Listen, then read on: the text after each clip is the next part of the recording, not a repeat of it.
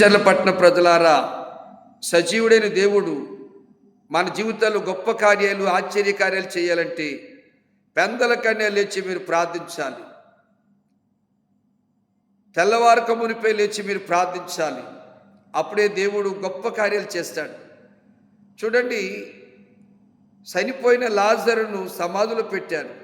4 రోజులైనవి. అక్కడికి వచ్చారు యేసు ప్రభులు వారు.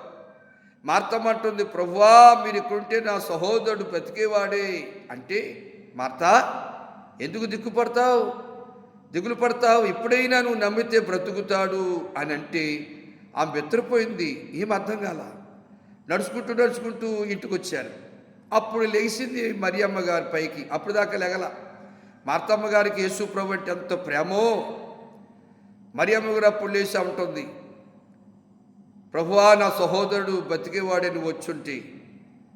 మరియమ్మ ఎందుకు భయపడతావు, ప్రజెంట్ ఇప్పుడైనా నువ్వు నమ్మితే దేవుని మహిమ కార్యం చూస్తావు అని చెప్పడం జరిగింది. మాట్లాడుతూ సమాధికి వెళ్దామన్నారు. ఎందుకయ్యా అన్నట్టుగా మాట్లాడారు కొంతమంది. అక్కడ యూదులు ఉన్నారు, బంధువులు ఉన్నారు, తోబుట్టులు ఉన్నారు, స్నేహితులు ఉన్నారు. వాళ్ళంతా సమాధికి వచ్చారు.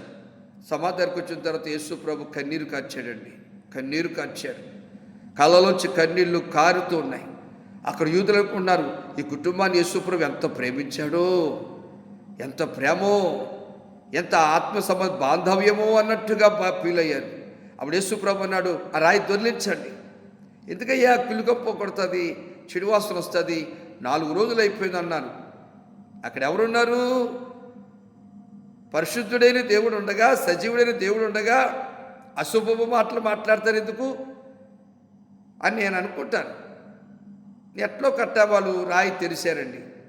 ఒక్క మాట అన్నాడు యేసయ్య. సజీవుడైన దేవుడు ఒక్క మాట అన్నాడు, లాజరు యు కమ్అట్, బయటకు రా అన్నాడు. ఆ మాట సెలవేగాని ప్రేత వస్త్రాలతో సమాధిలో ఉన్న లాజరు బీని పైకి లేచాడు. అదే సీను మనం చూస్తే ఉంటామా? పరార్, పోతమో దెయ్యమో పిశాచు అని పారిపోతాం. కానీ వాళ్ళందరూ అలాగే చూస్తున్నారు. అప్పుడు యేసుప్రభు అన్నారు, ఆ ప్రేత వస్త్రాలు ఇప్పండి, కట్లు ఇప్పండి. కట్లు నిజమే, కులకట్లు, మత కట్లు, ఆచార కట్లు, ఏమండి ధన కట్లు, ఏమండి పాపమనే కట్లు చాలామందిని బంధించబడ్డాయి. ఆ కట్లు విప్పబడాలి. కట్లు ఇప్పడానికి నువ్వు వెళ్ళమంటే వెళ్తావా? అమ్మో చచ్చిపోయి 4 రోజులు అయ్యాడు, భూతమైందేమో, దెయ్యమైందేమో, కట్లు ఇప్పితే నన్ను పట్టుకుంటుందని పారిపోతాం. కానీ ఎవరో 2-3 వెళ్ళి ఇప్పురెట్టుకున్నారు కట్లు. అప్పుడు లాజరు బయటకు వస్తున్నాడు, నడుచుకుంటూ వస్తున్నాడు. అందరూ చూస్తున్నారు, ఆశ్చర్యపోయారు. చూసారా? ఆశ్చర్యకరుడా నా ఆలోచన కర్తవు.